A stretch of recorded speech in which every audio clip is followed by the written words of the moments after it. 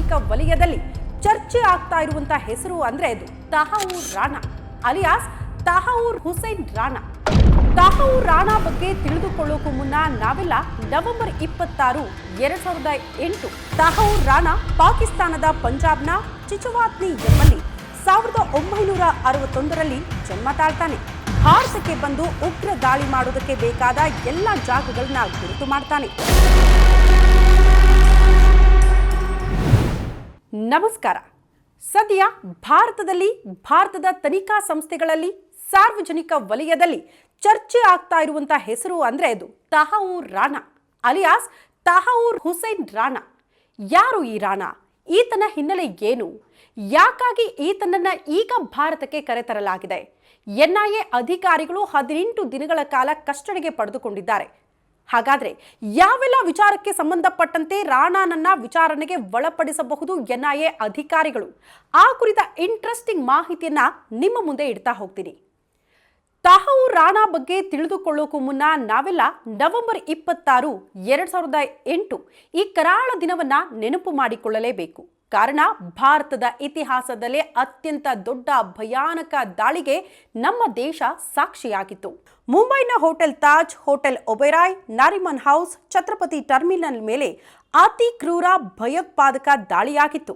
60 ಗಂಟೆಗಳ ಈ ದಾಳಿಯಲ್ಲಿ 166 ಜನ ಸಾರ್ವಜನಿಕರು ಸೇರಿದಂಗೆ ಮುಂಬೈ ಪೊಲೀಸ್ ಅಧಿಕಾರಿಗಳು, ಎನ್ಎಸ್ಜಿ ಕಮಾಂಡೋ, ಕನ್ನಡಿಗ ಸಂದೀಪ್ ಉನ್ನಿ ಕೃಷ್ಣನ್ ಸೇರಿ 180ಕ್ಕೂ ಹೆಚ್ಚು ಜನ ಮೃತಪಟ್ಟಿದ್ರು. ಇದು ದೇಶದ ಇತಿಹಾಸದಲ್ಲಿ ನಡೆದ ಅತ್ಯಂತ ಭಯಾನಕ ಭಯೋತ್ಪಾದಕ ದಾಳಿಯಾಗಿತ್ತು. 10 ಉಗ್ರರನ್ನ ನಮ್ಮ ರಕ್ಷಣಾ ಪಡೆಗಳು ಹೊಡೆದುರುಳಿಸಿದ್ರೆ ಅಜ್ಮಲ್ ಕಸಬ್ ಎಂಬಾತನನ್ನ ಗಲ್ಲಿಗೇರಿಸಲಾಗಿತ್ತು.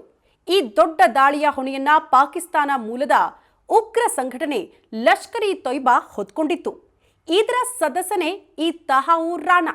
ತಹವೂರ್ ರಾಣಾ ಪಾಕಿಸ್ತಾನದ ಪಂಜಾಬ್ನ ಚಿಚವಾತ್ನಿ ಎಂಬಲ್ಲಿ 1961ರಲ್ಲಿ ಜನ್ಮ ತಾಳ್ತಾನೆ. ಅದಾದ ಬಳಿಕ ಈತ ಲಾಹೋರ್ನಲ್ಲಿ ತನ್ನ ಶಿಕ್ಷಣ ಪೂರೈಸ್ತಾನೆ. ಡಾಕ್ಟರ್ ಆಗುವ ರಾಣಾ ಪಾಕಿಸ್ತಾನದ ಸೇನೆಯನ್ನ ಕೂಡ ಸೇರ್ಕೊಳ್ತಾನೆ. ಪಾಕಿಸ್ತಾನ ಸೇನೆಯಲ್ಲಿ ಕ್ಯಾಪ್ಟನ್ ಹುದ್ದೆಯಲ್ಲಿ ಕೆಲಸ ಮಾಡುವ ಈ ರಾಣಾ ನಂತರ ಸೇನೆಯಿಂದ ಹೊರಬಂದು 1997ರಲ್ಲಿ ಕೆನಡಾಗೆ ವಲಸೆ ಹೋಗ್ತಾನೆ. ಹೀಗೆ ಹೋಗುವ ರಾಣಾ ಚಿಕಾಗೋದಲ್ಲಿ ನೆಲೆ ನಿಲ್ತಾನೆ. ಈ ವೇಳೆ Rana first world immigration services ಎಂಬ ಸಂಸ್ಥೆ ಜೊತೆ ಹಲಾಲ್ ಮಾಡಿರುವ ಮಾಂಸ ಸರಬರಾಜು ಮಾಡುವ 2 ಸಂಸ್ಥೆಗಳನ್ನು ಹುಟ್ಟಾಕ್ತಾನೆ.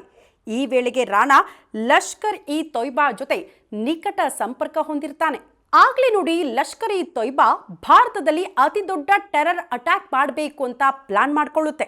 ಆಗ ಇದಕ್ಕೆ ಸಹಾಯ ಮಾಡೋದಕ್ಕೆ ಯಾರಾದರೂ ಬೇಕು ಅಂದಾಗ್ಲೇ ಆಯ್ಕೆ ಆಗೋದೇ ಈ ತಹವೂರ್ ರಾಣಾ.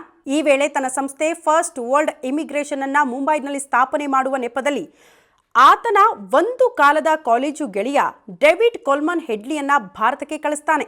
ಡೇವಿಡ್ ಹೆಡ್ಲಿ ಅದರಂತೆ ಭಾರತಕ್ಕೆ ಬಂದು ಉಗ್ರ ದಾಳಿ ಮಾಡೋದಕ್ಕೆ ಬೇಕಾದ ಎಲ್ಲ ಜಾಗಗಳನ್ನ ಗುರುತು ಮಾಡ್ತಾನೆ. ಅದರ ಮಾಹಿತಿಯನ್ನ ತಹವೂರ್ ರಾಣಾಗೆ ರವಾನೆ ಮಾಡ್ತಾನೆ. ಇದನ್ನ ರಾಣಾ ಪಾಕಿಸ್ತಾನದ ಲಷ್ಕರ್ ಇ ತೊಯ್ಬಾ ಉಗ್ರ ಸಂಘಟನೆಗೆ ಮಾಹಿತಿ ಕೊಡ್ತಾನೆ. ಆಗ ಆಗೋದೆ ನವೆಂಬರ್ 26, 2008ಕ್ಕೆ ಭಾರತದಲ್ಲಿ ಆಗಿರುವ ಅತಿ ದೊಡ್ಡ ಭಯೋತ್ಪಾದಕ ದಾಳಿ. ಹೀಗಿರುವಾಗ 2009ರಲ್ಲಿ ದಾನಿಶ್ ಪತ್ರಿಕೆಯೊಂದು ಪ್ರವಾದಿ ಮೊಹಮ್ಮದರ ಬಗ್ಗೆ ಕಾರ್ಟೂನ್ ಒಂದನ್ನ ಮುದ್ರಣ ಮಾಡುತ್ತೆ.